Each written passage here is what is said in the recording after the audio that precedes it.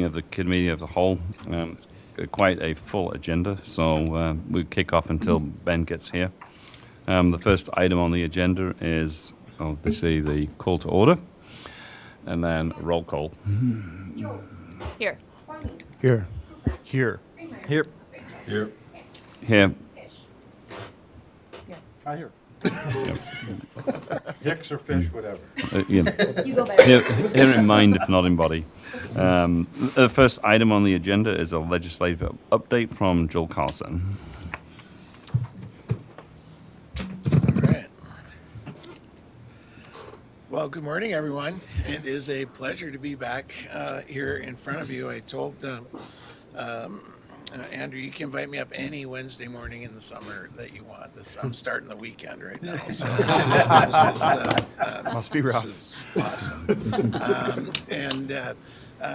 Just wanted to have a chance to connect with the council, talk a little bit about what went on during the 2024 session, think a little bit about 2025 coming up, priorities. This marks the 20th year that I've represented the city of Fergus Falls at the Capitol. And over that time, we've had a lot of projects and successes, and I love driving by them when I see them. And prior to that, for about 4 years, I worked on behalf of the city through Lake Region Healthcare as we acquired the RTC and then Prairie Wetlands Learning Center, and then after that I started representing the city directly after that. So Tower Road and ice arenas, libraries, we've had a lot of fun projects over the years, and I think it's really critical that communities in greater Minnesota be heard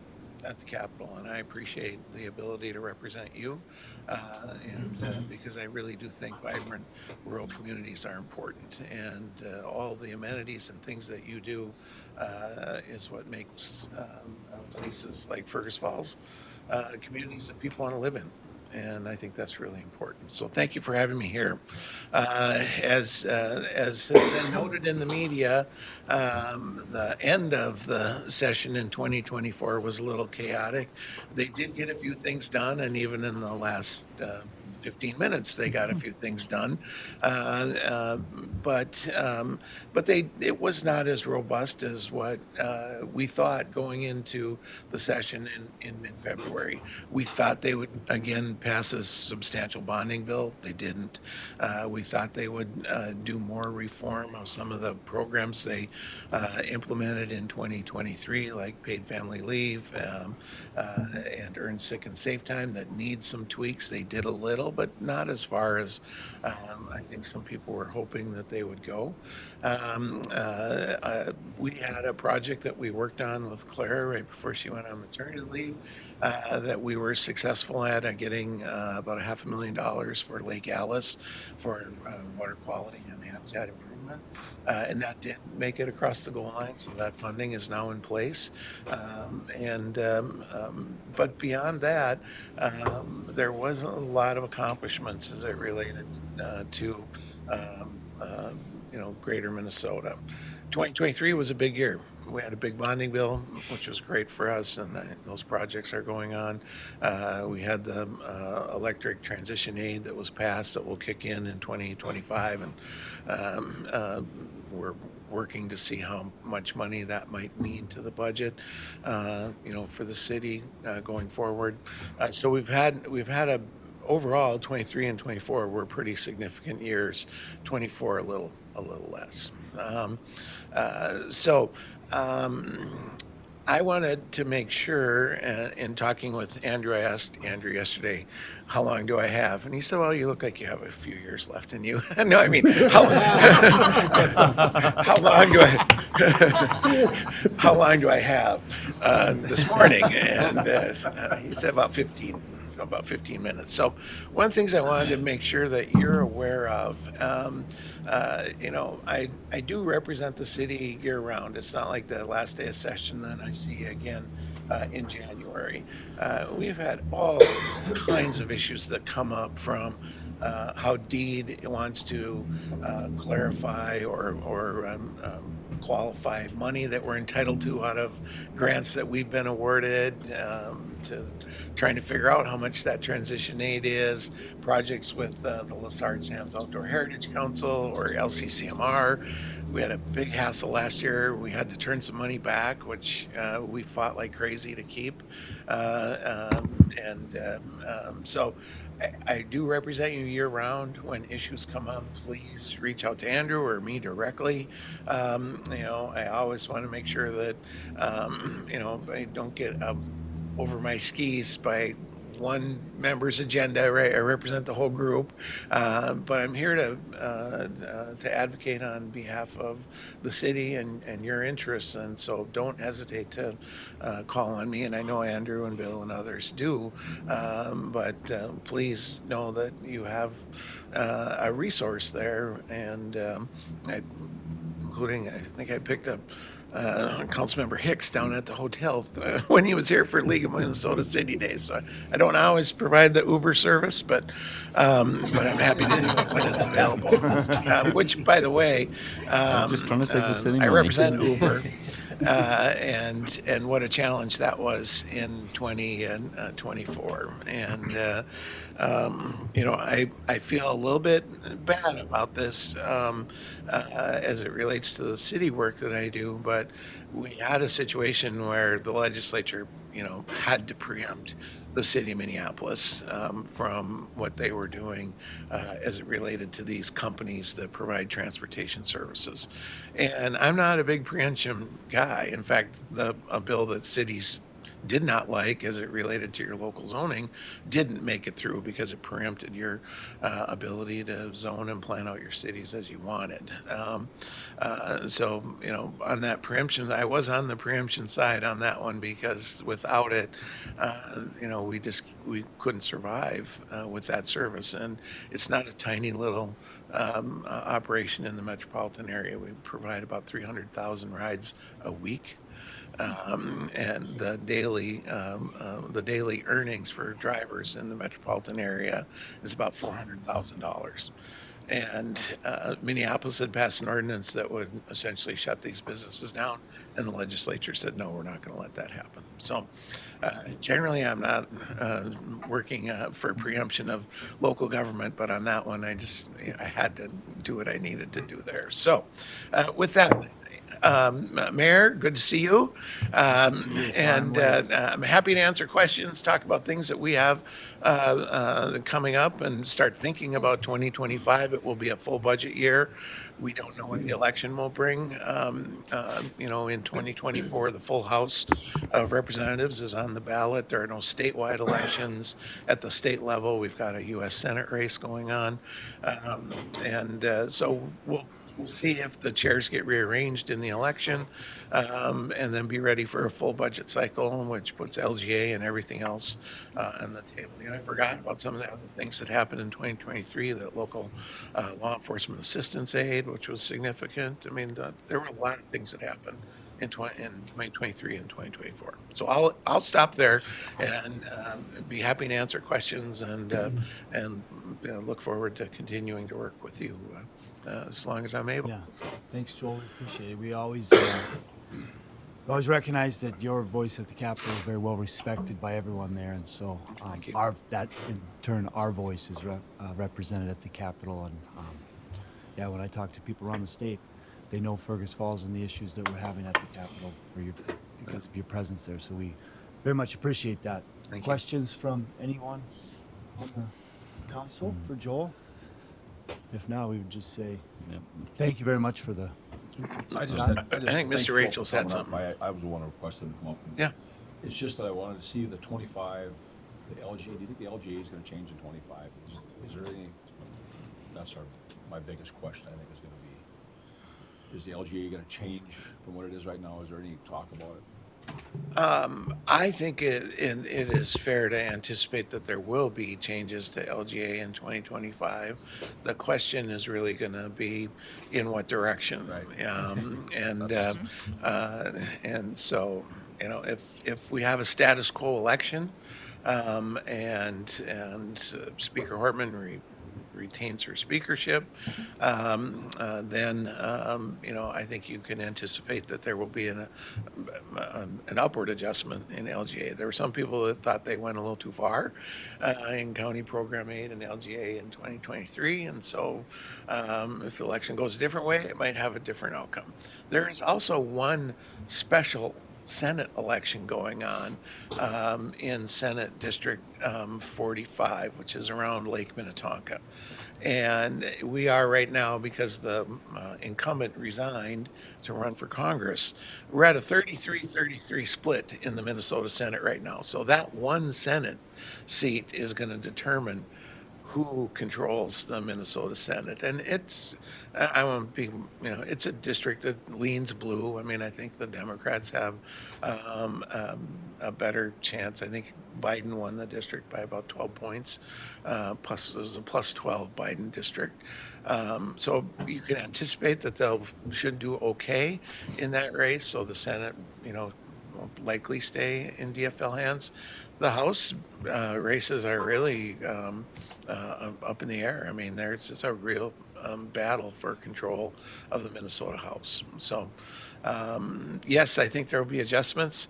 And the budget, and I write about these things with some frequency. The budget has been stable, and they anticipate that to continue.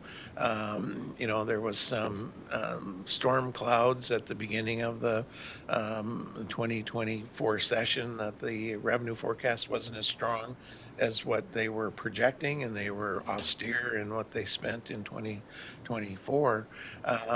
But it's they ended up about $500 million above projections at the close of the fiscal year at July 1 of 2024. So I anticipate we won't be looking at significant budget reductions in 2025-26 cycle coming up. So that's a good thing when you care about things like LGA. All right, thanks, Scott. Thank you, Joel. Any other? Thanks for coming up this Absolutely. morning. and thanks Thank you for having me. your work at the And Capitol. as I said, my weekend starts now. So although I'm not staying in Minnesota, I'm going fishing on Devil's Lake, which I haven't wet a line all year. So I'm looking forward to it. So, all right. Good to see luck, you. Joel. Yep, Thanks, thank Joel. you. Have a good weekend. Thank you. All right. All right, next we will call on our Chief of Public Safety, Kyle Berggren, to talk to us about a canine donation. Good morning, Chief. Good morning. Thank you, Your Honor. I think the first item you have before you is a donation of $7,500 from the American Kennel Club. I think I had briefly talked to you before about purchasing a canine. We intend on purchasing that dog just into the first part of the year, and the officer and the dog will go to training, I believe, starting in February. So this certainly helps reduce the cost of not only the dog but the training. So I ask you to accept that donation in the amount of $7,500.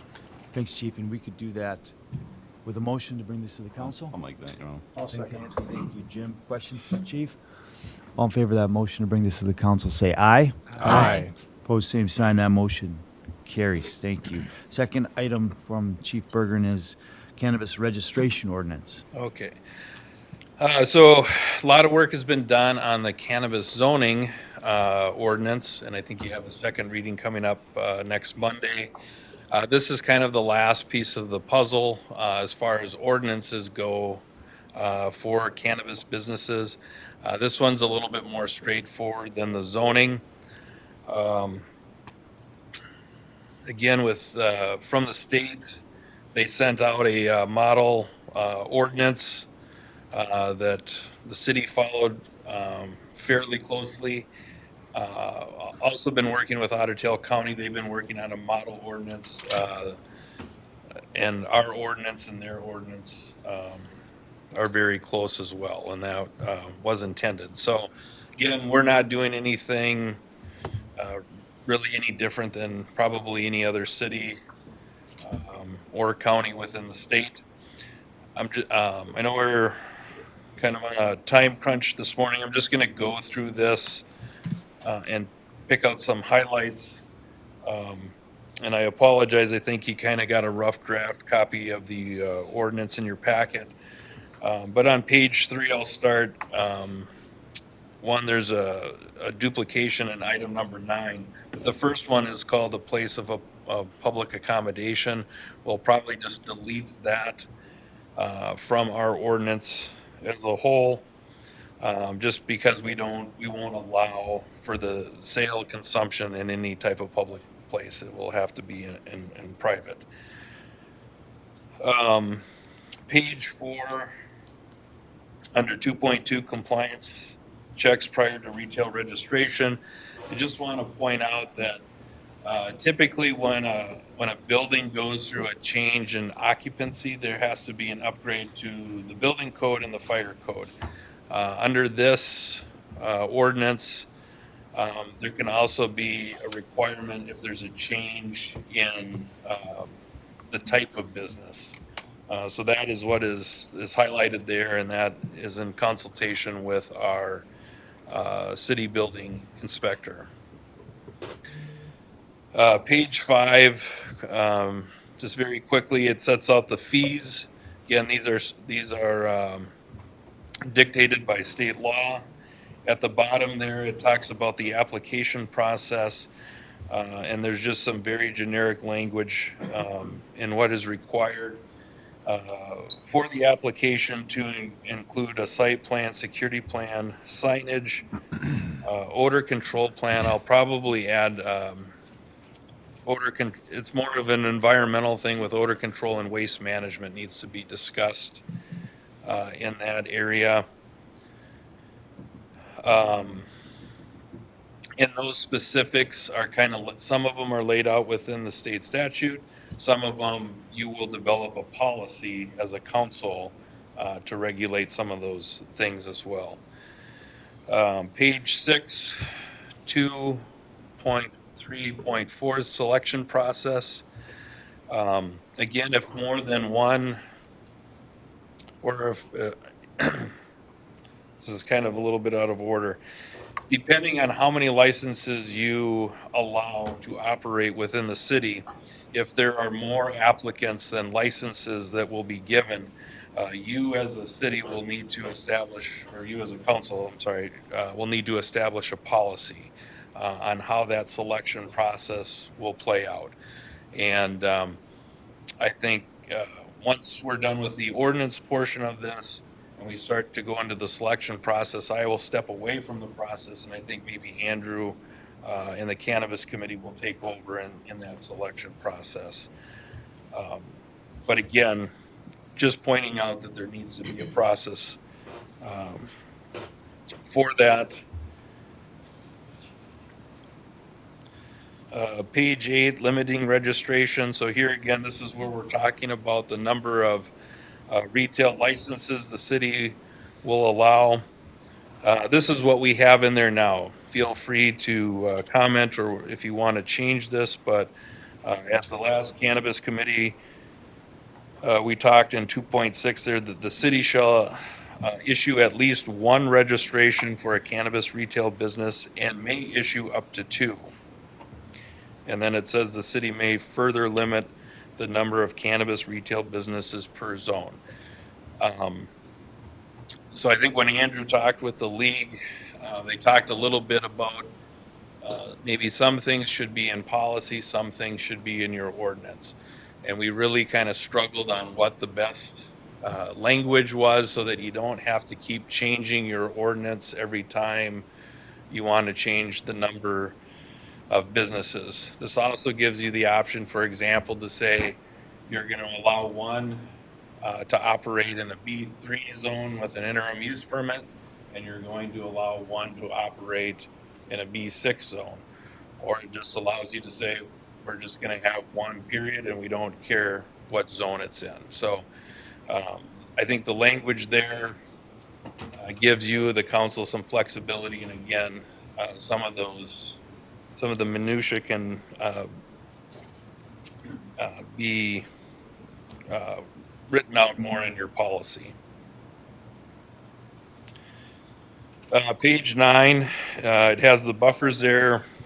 3.2 talks about the zoning. If you pass the zoning ordinance, yes. Can I add, I think in the buffer section, we need to add, language that makes it clear that it's, the buffer starts at the building or the parcel line. I think we need to make a decision about which, but in our adult use ordinance, we have it as buffering from the building itself.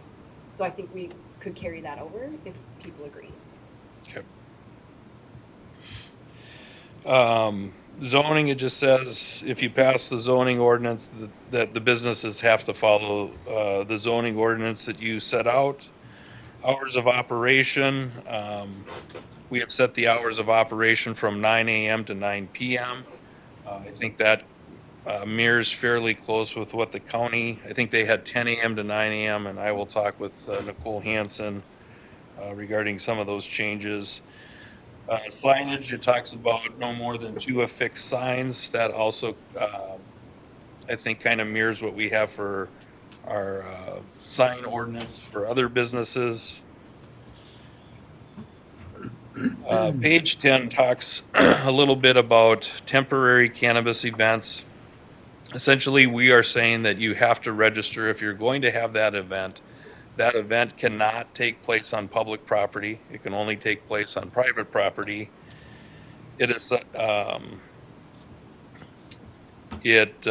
details buffers there. So for a cannabis event, we go out to the maximum, which is 500 feet from a daycare, residential treatment center, park, 1,000 feet from school or residence.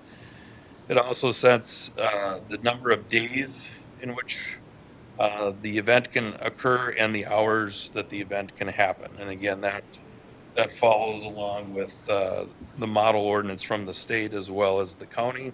Kyle, Yep. can we also just clarify, it's not all cannabis events, it's the ones that Sure. have consumption?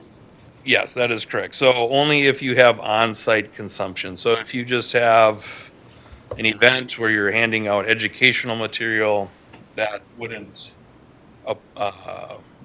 the requirements of this permit would not apply. It's only applying to an event where you're having on-site consumption of cannabis products. And then the last major portion, so we currently have an ordinance in place for the regulation of the business and the zoning for low potency hemp edibles.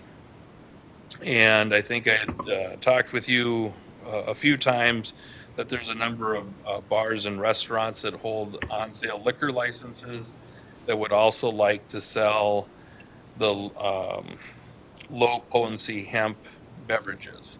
So these are the beverages that are allowed under federal law. So the last section there, 5.33, would allow for those businesses holding an on-sale liquor license through the city to also get a license to sell low-potency hemp beverages. It would prohibit them from selling edibles, so they're only allowed to sell the beverages, not edibles. And then the zoning for that business must meet the zoning that would be required of an alcohol establishment, not a low potency edible establishment.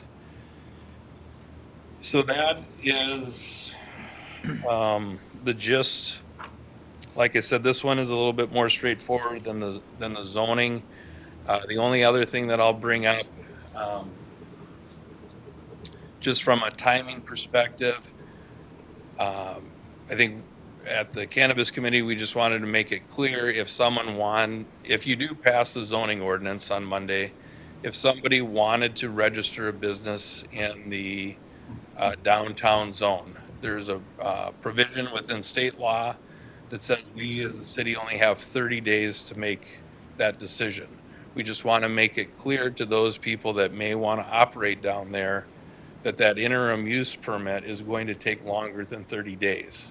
So they would have to start that process first, make sure that they have received and been granted an interim use permit for that building from the city before they enter into the registration phase.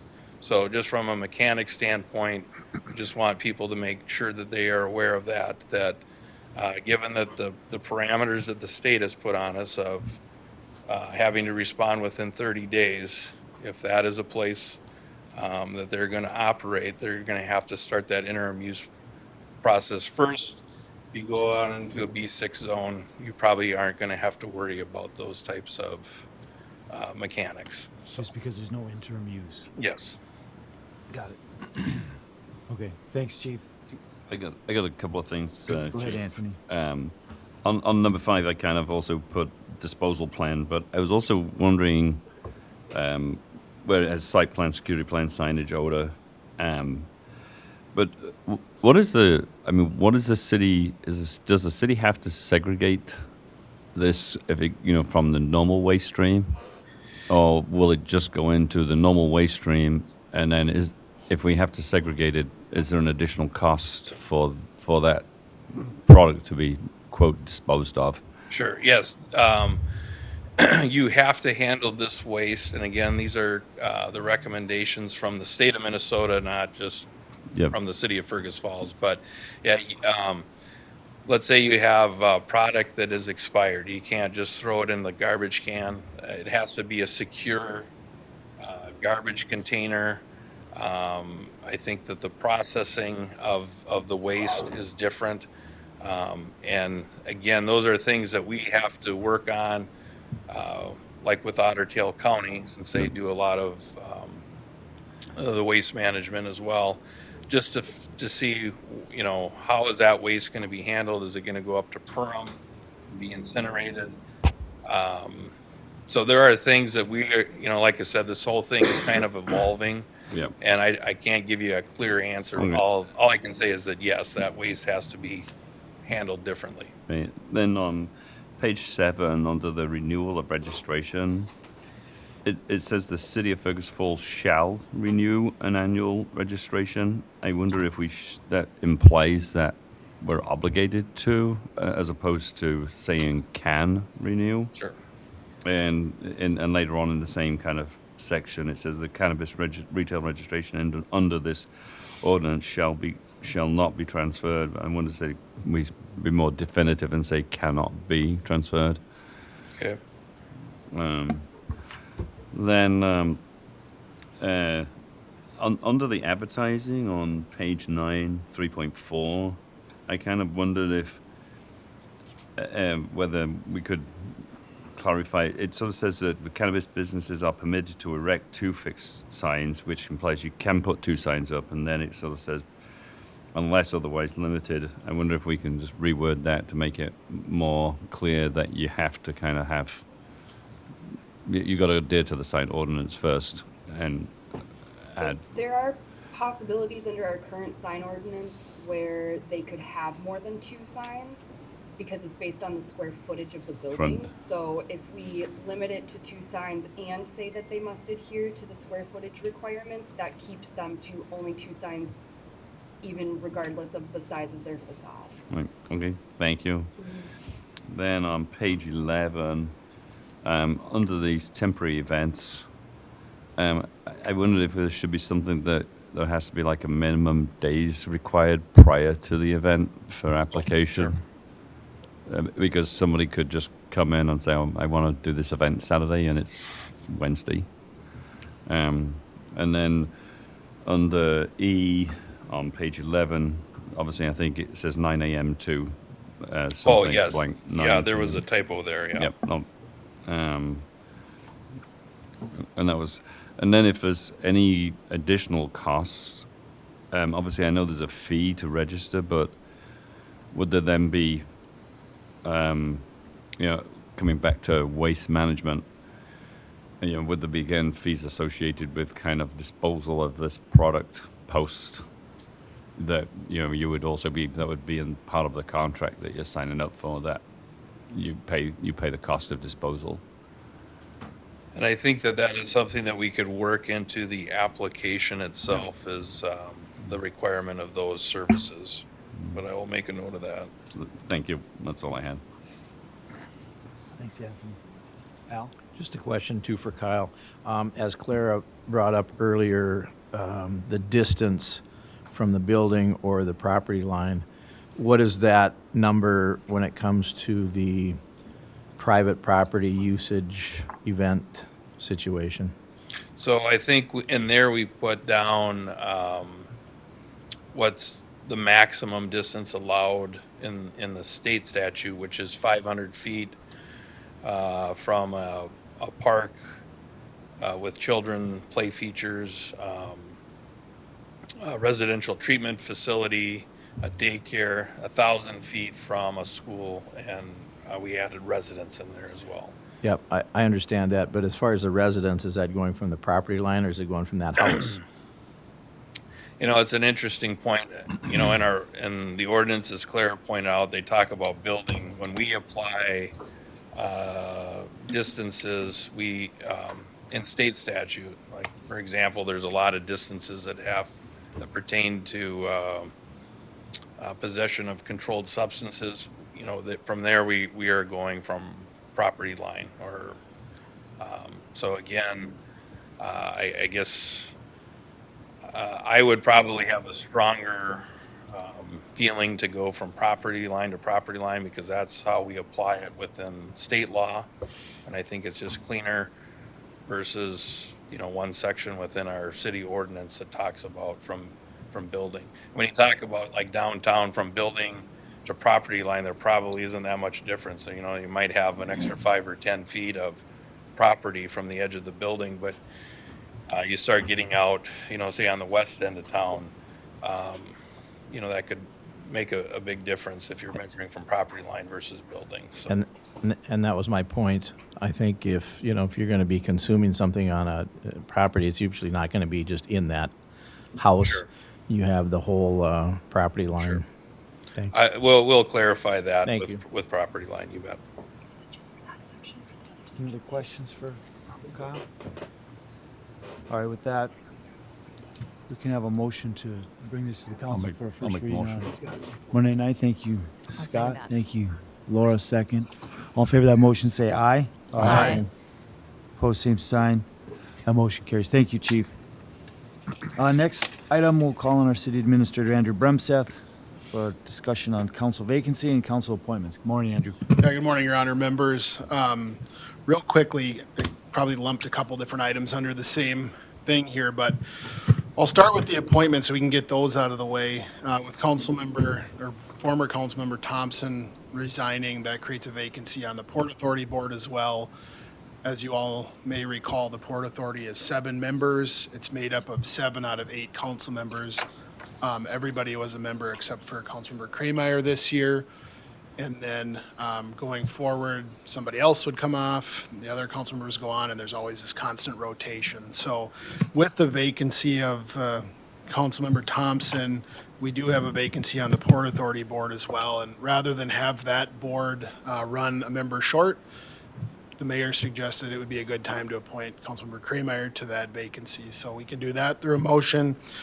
And then the other vacancy that we have as a result of some changes, the mayor was previously representing the city on the West Central Initiative Economic Development District Board. It's called EDD Board. And he is suggesting Councilmember Rachels to be appointed at this time to that board as he had to step away from the board. With the rationale that Councilmember Rachels is now the city's representative on the Greater Fergus Falls Board, and there'll be some synergies there as he represents Greater Fergus Falls locally and then can bring that to the more regional board. So those appointments can be made by motion on Monday night. So if somebody wants to push those forward, then we can shift gears to the other topic here. Thanks, Anthony. I can make those. Thanks, Anthony. Second, Jim. Any discussion? All in favor of moving that to the council on Monday nights, say aye. Aye. Opposed, same sign. That motion carries. Thank you. Yeah, thank you. The other half of this item is related to the council vacancy.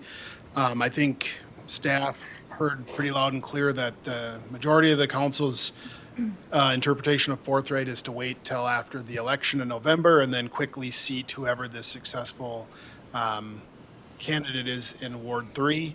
but it was asked of us to put this on the agenda this morning for conversation. So that's what we're doing now. I don't have anything to present or prepared, but the council I know wanted to have more discussion. And if the council's consensus is in fact that we get through that election and then without delay appoint the winner of that election to finish that term and then start their new term in January, then I think it would be appropriate just to have a motion to that effect so we can let the public know where we stand and kind of put the issue to bed until that time. So that's my 2 cents. So that we would look for a motion maybe to just put this on the agenda the first meeting after the November election? Is that, Yeah.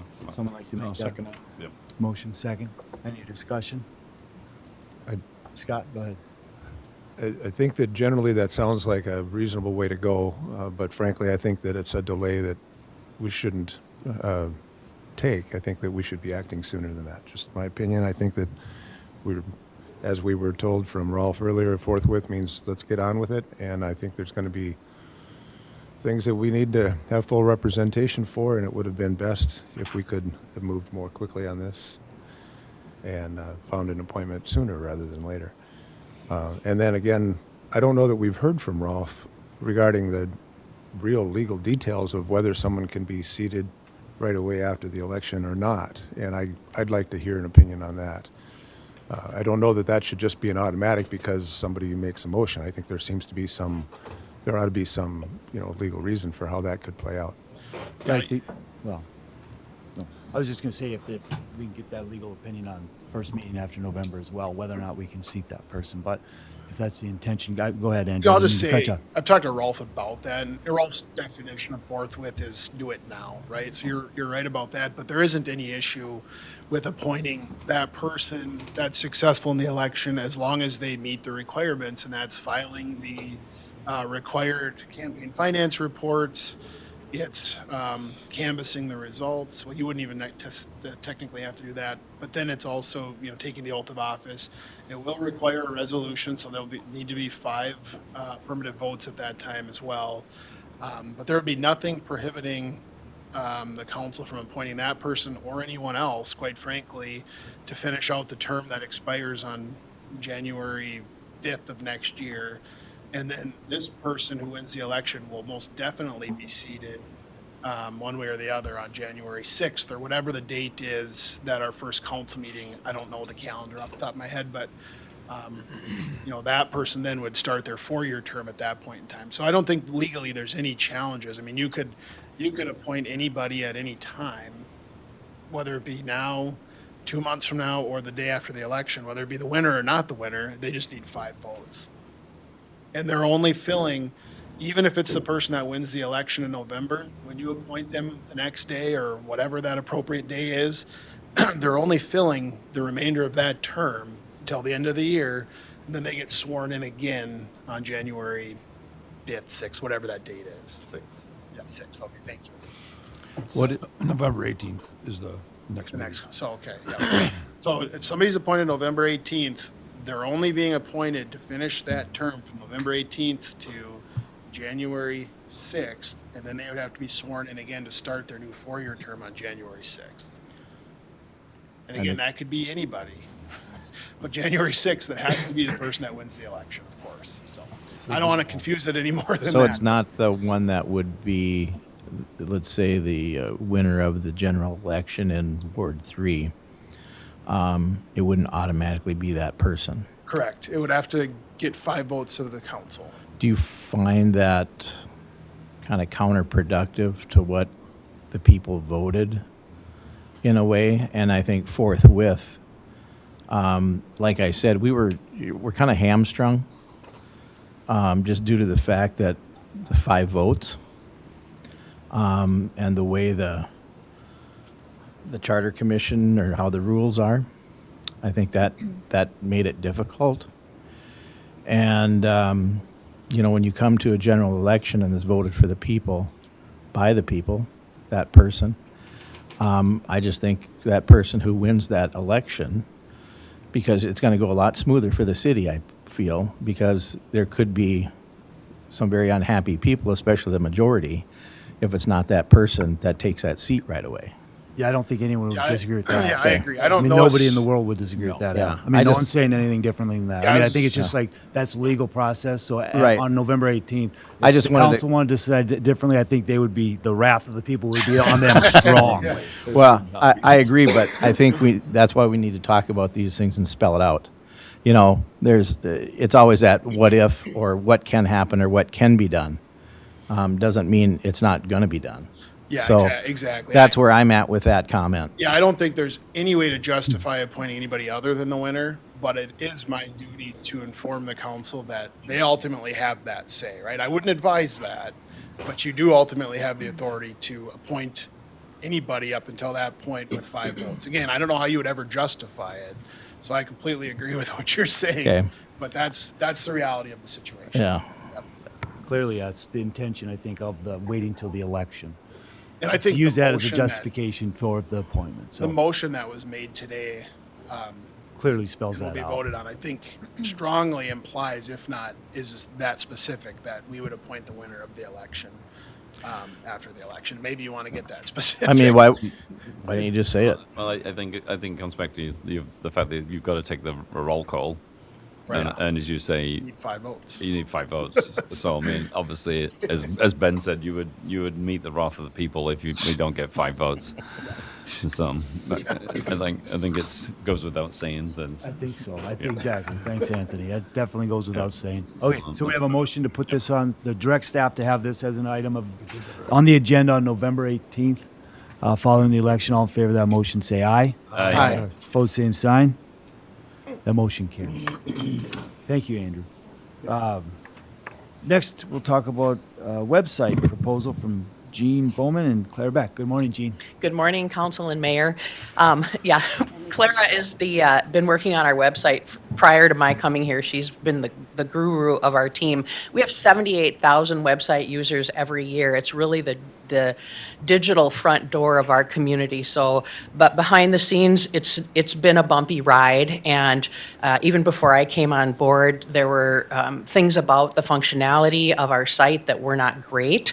Our company is a behemoth of a company. They have really huge clients, and we're not a huge city. So there are bells and whistles with our package that don't fit us, functionality that doesn't suit us, really poor customer service. In the almost 2 years I've been here, we've had 7 different customer service representatives. So we have been looking at alternate website providers, and the team behind this is Clara, Lynn, Dan, and Caitlin from the library, because the library has a sister site to ours. So we wanted to be sure that whatever we recommend also would suit them. So our recommendation in the memo to go with Munibit really checks all those boxes. For me, the straw that broke the camel's back was when we went with the new logo and brand package. And, you know, in my experience with websites, that should be a kind of a plug and play. You know, you change the template page and it just makes the change throughout. That's not the case. They gave us an estimate of $7,000 to $10,000 just to incorporate our new brand package. So we really accelerated our timeline about 3 months ago, started talking with my colleagues throughout the state about who they were using, what they liked, what they didn't like. We met with and interviewed 3 different companies, so we were comparing apples to apples, and we recommend that we go with Munibit. They are actually within the cost that we've already got budgeted for 2025, not more than we're currently paying. There's no cost to build the new site. We would transition over January 1st, which is when we would end our contract with Granicus. I should say the Munibit also allows us to embed the new Civics platform, so we know that that will work really smoothly with our new platform with IT and finance. And I would just say that we're all very comfortable giving this company a shot. They're locally owned, family owned, smaller company that I think is really right-sized for our needs. Thank you, Jean. Questions for Jean? Go ahead, Tom. Yeah, I actually had an experience with the website. I like to log in and look at pictures of myself every now and again. And I can't remember why, but I pulled up the website on my mobile phone and the formatting was just terrible. And I messaged Jean about it. And I've never been super duper impressed with the city website. I agree with you. I think it is really important. It is kind of the gateway, city of Fergus Falls. And so I especially since it sounds like the budget is right. I think we should do it. Is that a motion to? That is a motion. Motion second. Okay, we'll bring this to the council on Monday night. Any other questions for Gene? All in favor of that motion, say aye. Aye. Opposed, same sign. Thank you, Gene. Thank you, Clara. And we will call on Clara next to talk about a sculpture walk. Good morning, Clara. Good morning. Yeah, my contribution to the website thing this morning was just going to be jazz hands, so we're excited. Thank you. I am here this morning working on behalf of the Public Arts Commission. We also have the chair of the commission here, Kim Embritson, who is going to give a little bit more detail on the program, but I did get a request from a council member that there be some visual aid to go along with this presentation. So just really broadly, there is a contingency of people here in Fergus Falls, artists, business owners downtown, citizens who are interested in seeing a sculpture walk be implemented in our downtown. Kim has personally led a couple different groups through a process to determine what the best route would be for the sculpture walk, the best way to put the sculptures up. So he has a lot of detail on how this can actually come to fruition. But first, let's just take a look at maybe some other communities that are using sculpture walks. This is just a quick little video about Bemidji that might get you excited. The Bemidji Sculpture Walk is celebrating 20 years, and this summer we'll see a lot of color, intricate shapes, and interactive designs if you take a stroll through downtown. Reporter Sherelle Moore has a look at the new additions in this week's In Focus. 20 years ago, there were a lot more closed stores. There just wasn't the vibrancy that you see today. And we kind of believe part of that is you can't necessarily compete price-wise with the big boxes, but you can sure keep your historical downtowns interesting with specialty stores and art. Tall and small, wood or metal, the Bemidji Sculpture Walk has seen dozens of creative pieces come and go over the past few decades. For their 20th anniversary, fans will see work by some new artists, as well as a few familiar creators. So Jeremy Hughes, the nephew, and John Hughes, his uncle, created So that's this. just an idea of how they do it in Bemidji. Gave you a little look at how they have those set up. Let's switch to some pictures from Hutchinson. That's a John Camrath sculpture. John Camrath is actually, he spent some time here in Fergus Falls. He lived at the Cadets. He was a teacher at the high school.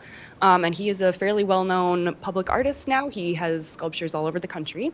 And that's an example from Red Wing, which also has a sculpture walk.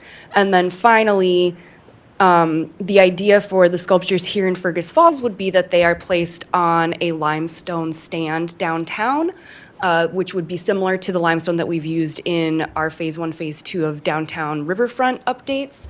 That is an example of a limestone brick from the Phase 2 project. And now I will invite Mr. Embritson up to talk about the mechanics. Welcome, Kim. Thank you, Your Honor, members. It's a pleasure to be back here talking about art. It's something in my retirement I found to be very exciting for me personally. And when I started to realize in Bemidji, where I stopped to see Babe and Paul, when walking around the town, realized that there were a lot of other sculptures there, and then stopped into the stores, I thought, couldn't this be an economic driver for Fergus Falls? And we put together about 20 people that had conversations about downtown on Lincoln in particular, when they said they really liked the idea of the river development, but they weren't seeing necessarily a lot of people coming from the river to Lincoln. And so in talking with them, we said if we put sculpture along Lincoln, it would be one more reason to kind of complete the loop of that kind of area. We're thinking 6 sculptures is the first time, so we wanted to keep it relatively small, something manageable, and they would be then dispersed at different corners, kind of from Union down to Cascade, with the idea that if somebody was interested in the sculpture walk, there would be a way to sort of walk both sides of Lincoln Avenue in that area. Hopefully then they also stop in at the stores. When I talked to over 13 different businesses in the area about the idea of a sculpture walk, they're all enthusiastic about, if you could bring more people walking Lincoln Avenue, we'd be really in favor of doing that. So it seems like the art that's already been developing in Fergus Falls can also have an economic development component to it, as it has in the cities that Clara showed there. when I've talked to people in Hutchinson and Red Wing and in Bemidji, they all said definitely it's not the only reason that it's economic development, but it's one of the other layers that can be added.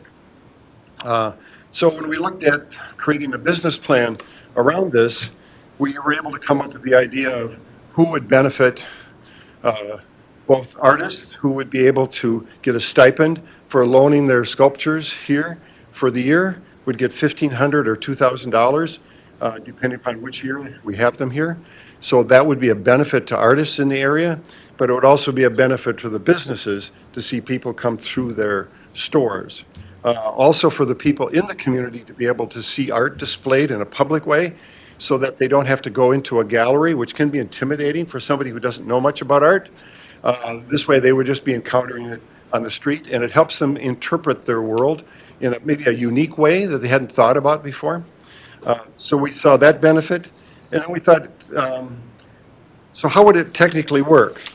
We know that we have talked to John Camrath, who relies on sculpture walks throughout the United States for part of his business. So we kind of know how it works from an artist standpoint. From a city standpoint, how do you take care of this? Well, the Public Arts Commission has looked at the idea of if the Public Arts Commission would kind of supervise this, we would be able to write grants to grantors that normally support arts in Fergus Falls. And if we're able to raise the $65,000 plus that we think it would take for the first 3 years, part of that would be hiring a manager. There would be a consultant that would then manage how do you recruit, contract, pay out, and get people to bring the sculptures in. How do you get them established? You can't just put it on a limestone block. You have to have a steel plate bolted to that. So there's some technical stuff that needs to happen. The business plan includes having a professional welder that has a portable unit to be able to weld the sculptures to the metal plate that would be mounted on the block. And then having those placed, we'd have to coordinate that with city folks, because we don't want to put something that's going to be in the way for snow plowing or that would be a hazard to traffic. So we'd be able to coordinate with city staff to make sure we put it in a safe place and that we manage the money in a way that we can get reports back to our grantors so that they see that we've used their money wisely. So we would be using city staff in some coordinated way as well as marketing this information. But we think that if the city would be willing to be the fiscal host to receive the grant, manage the money, and the Public Arts Commission then would be the group that would, as volunteers, would oversee the manager of this project, we think we could have a successful sculpture walk and would help the businesses that are in downtown Lincoln. Other places have been able to start small and then expand. Bemidji now has over 30 sculptures. Not all of them rotate, but in the case of Fergus Falls, they would rotate on an annual basis, so there would be new ones each year. And so the agreement with the artist would be to leave it for a year, but people can buy those. If they are purchased by an individual, the city, the Public Arts Commission would take a portion of that, and the sculptor would get the major portion of it, much like a gallery operates. So it's essentially an outdoor gallery, and it kind of resonates with the arts community we've already started. So we're asking the city to be the fiscal host, receive the money, pay the money out, just like we did when we had the River Is art project that was about 3 years ago. So with that, Mayor, I open up to if there's any questions. Well, thank you, Kim, for the work on this, the Public Arts Commission, the enthusiasm, the work with the downtown businesses, and really appreciate the work. Yeah, Jim. I'll make the motion that we become the fiscal host. Become the fiscal host, yeah. Scott, I'll second that. second? Yeah. Thanks for that. Yeah, again, I don't know if there's any questions, but I think it's a great idea, Scott. I was the one that asked for the visual aid because I had no idea what this was about. And then after seeing Bemidji, I've seen them in Bemidji, and now I remember that. And so it was a great clarification for me. So I'm sure it'll help everybody else. So thank you. I'm excited to see that partnership with the downtown businesses, and I think you're exactly right. I think we need ways to bring there's people here every day on the new 2 blocks of river frontage. It's great for our community. Now we just need to make sure that they're taking that extra block walk and and visiting our stores and frequenting the downtown businesses and making that economic impact on the community as well. Scott, did you have a question? Yeah, I think that this will be something that the community will appreciate, and I look forward to seeing it come to pass.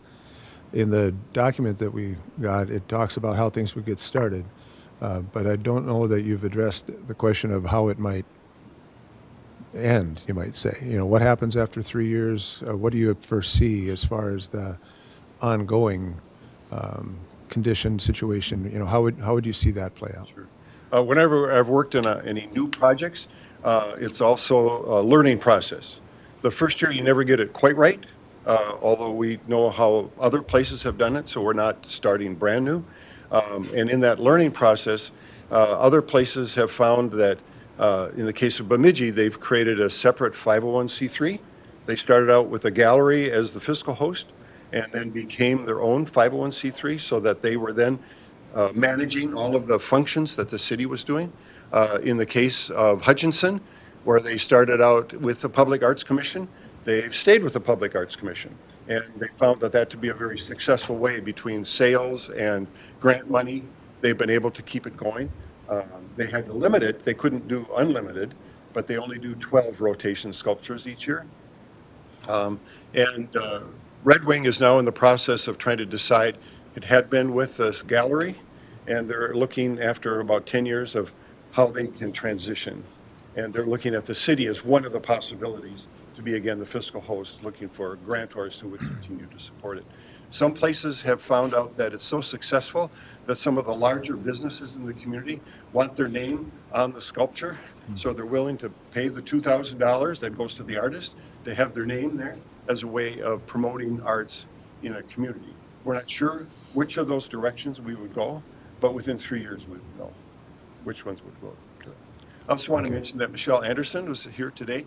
She was one of the people that we consulted because she certainly, through her work with the artists in the area, understands how artists would be involved in it, because it's two sides, economic development and promoting the arts in the community. So, Thanks, Michelle. Thanks, Kim. And thanks to the Public Arts Committee, as I said. But also, Kim, thanks to you. I mean, we know that these kind of projects take someone to drive them, and I'd say that your retirement's been very beneficial for the city. and for me too. I just got All right. one question. Yeah, go ahead. I like your project. Thank you. And I think as a lot of people enjoy art, they'd like to see it mixed in downtown. The only question I have is I looked this page over with the numbers. As far as project manager stipend of $4,500, how is that spent? It would be hiring a person who would be an independent contractor. Okay. So it wouldn't be an employee. And we've, in talking to other people in the arts community, we know that there are several people who have that kind of ability to organize, plan, meet deadlines, get things done, as well as have connections with artists to encourage we get good quality sculptures showing up. We don't know who that would be. Yeah. That would depend upon who's willing and has the time. Sure. $4,500 isn't enough to live on, but No. it's certainly enough for a project manager. We anticipate about 100 hours of work to get this up, because once the contracts are let to the artist and the artist installed, then you kind of wait another year until you do it again. It isn't a full-time job. Are those mostly metal pieces of art? Because if they have to be welded onto a plate, or how else would they be affixed on that limestone? Yeah, they have to be all weather, so they have to be Right. able to sit outside all year long. And they have to have, part of the requirements is they would have to have at least 3 tabs that can be welded to steel. Yeah. That's in the contract originally. So it'd be up to the artist to decide whether it's stone or steel, or in some cases it might even be wood that can be weathered for that time frame. But they would have to be able to be welded in order to be stable, upright, safe, that kind of thing. Okay, thanks. Thanks. Well, again, thanks, Kim. Thanks to the Public Arts Committee. We have a motion to bring this to the council on Monday night. All in favor of that motion, say aye. Aye. Opposed, same sign. That motion carries. Mayor, members. Thank you, Kim. And again, we'll call on Clara Beck for, I believe, Michelle Anderson's here for this next item, the Falls Community Arts Exchange. Yes, I will be quick. The request of council this morning is to send this on Monday to provide a letter of commitment from the city of Fergus Falls for Springboard for the Arts, their new residency program. I think we're all familiar with the great work that the Hinge residency brought to Fergus Falls. This is a new iteration of how Springboard is going to be working with the community and with artists from outside the community. It will be a little bit more targeted than the Hinge one. They will be bringing artists in who will have specific connection points within the community where they'll be working on projects that either help make economic development stronger or help with community engagement, things like that. So all the city is being asked to do is provide a letter of commitment saying that we will be a good partner in this project, that we will provide at least one person to sit on the selection committee, and that we will be a connection point for those artists who are coming to town. And I did invite Michelle here this morning in the event that maybe you have questions specifically about the new program, because I cannot answer those very well, but Michelle sure can. So that's all from me. Thanks, Clara. Yeah, make the Well, let's get a motion to get that on. I think everyone would agree that Hinge artist program residency has been a tremendous thing to the energy it's brought, the economic development, the people, et cetera, et cetera. So thank you for your work on that, Michelle. And I would say on behalf of the city, I think we're happy and excited to be a partner in this new endeavor. So we have a motion from Anthony. Thanks, Anthony. Someone like to second that motion? Thank you, Scott. Any questions for Clara or Michelle? I guess we'd invite you back at some point to maybe give an update and tell us who's coming, how they're coming, how the project's coming along. So, all in favor of bringing this to the council on Monday night, say aye. Aye. Opposed, same sign. That motion carries. Thank you, Clara. Thanks, Michelle. Yep, we're starting to get the departure signs here. So Brian steps to the podium, people start to leave.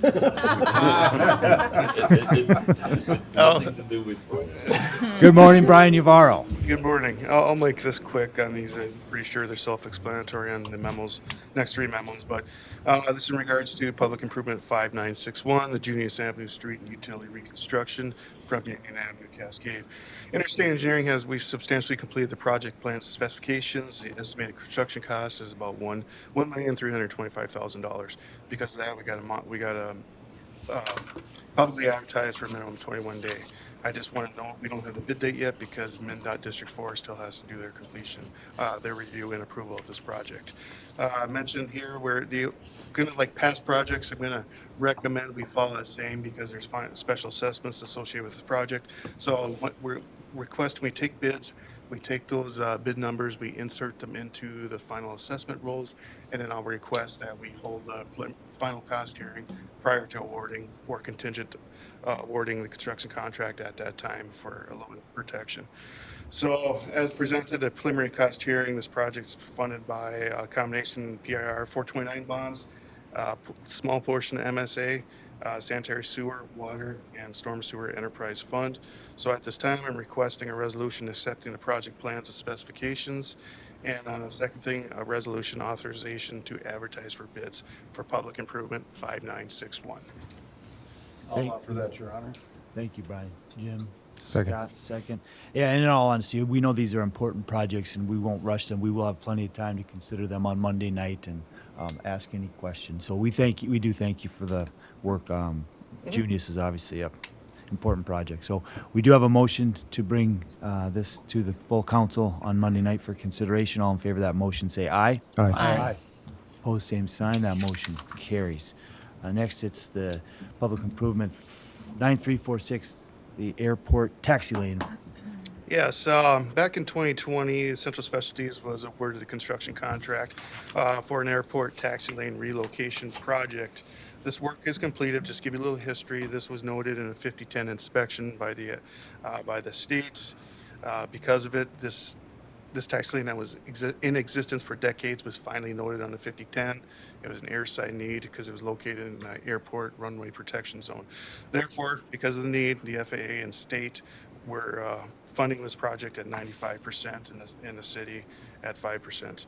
As the work progressed, we had a little bit of unsuitable soils and some tax leaks and some drain tile, existing drain tiles.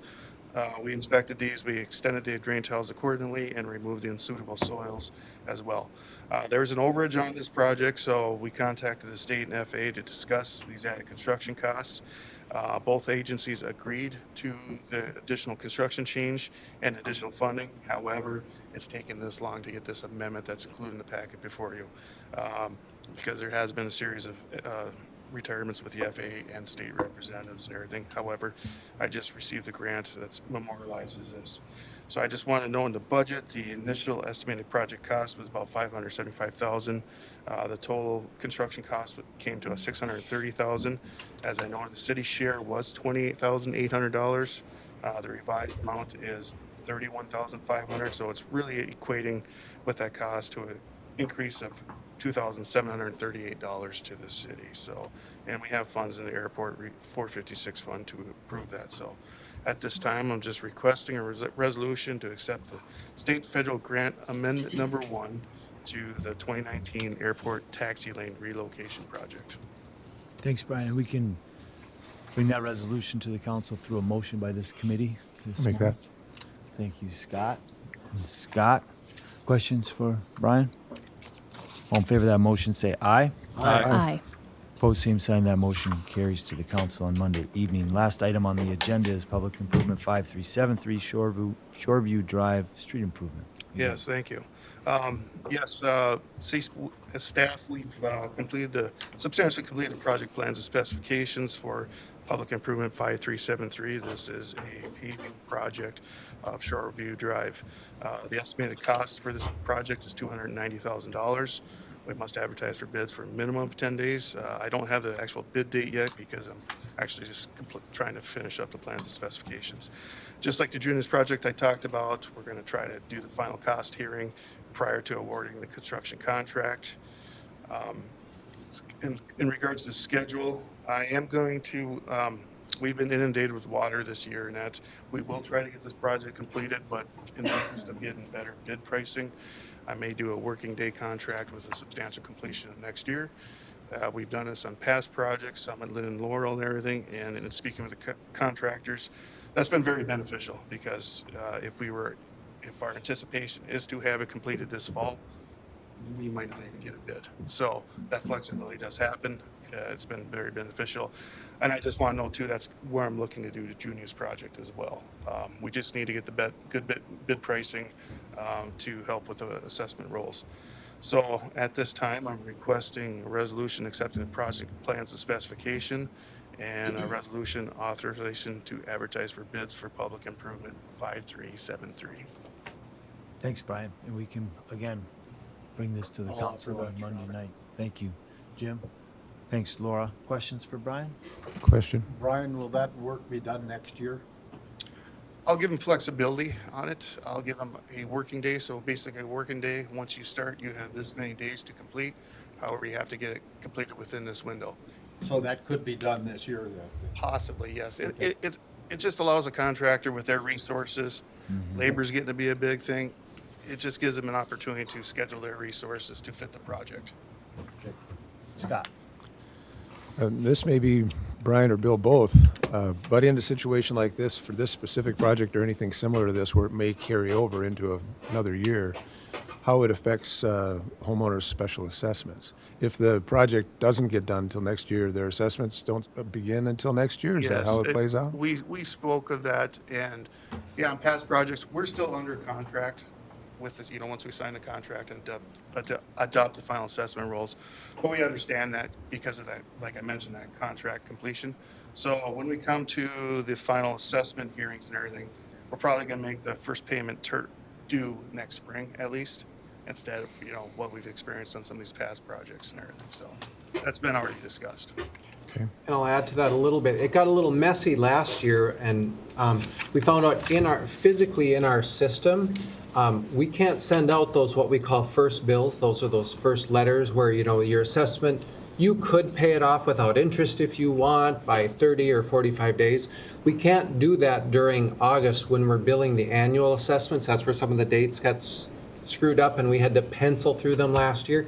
So like Brian is saying, we'll push off that process probably till next spring, since they're really most likely to happen next spring, and get past our annual billing now, so our special assessment system doesn't have a problem, mechanically have a problem with it, so.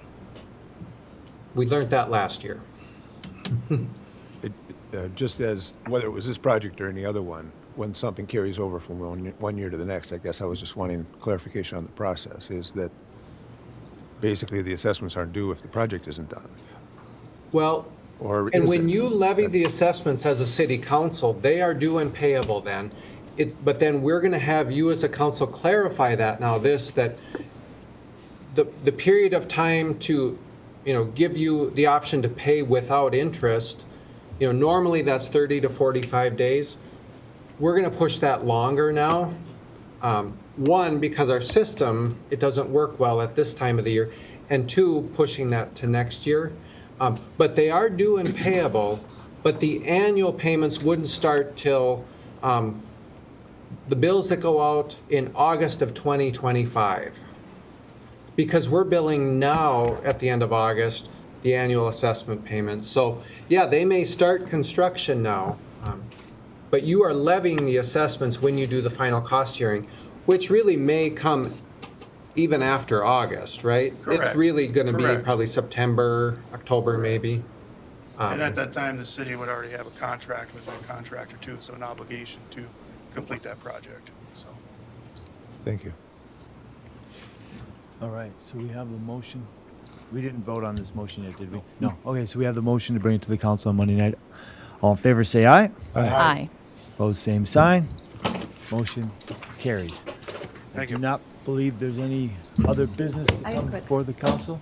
Laura? So, I'm not sure for bringing up the Lacey's housing tax credit again. How can we, for Monday evening, I know that, Oh, the one that was denied, the Yes. tax rebate? yes, So you voted against it? I And did. you would like to reconsider? yes, So we'd bring a motion to, we'll check with Rolf, but Yep. thank you for letting us know. Monday evening. We'll get the legal, but if you voted no and you want to reconsider, you could bring that up as a motion to reconsider On Monday night? on Monday night. Perfect, thank you. Good enough? All right, with that, we're adjourned. Thanks, Laura. Have a good day.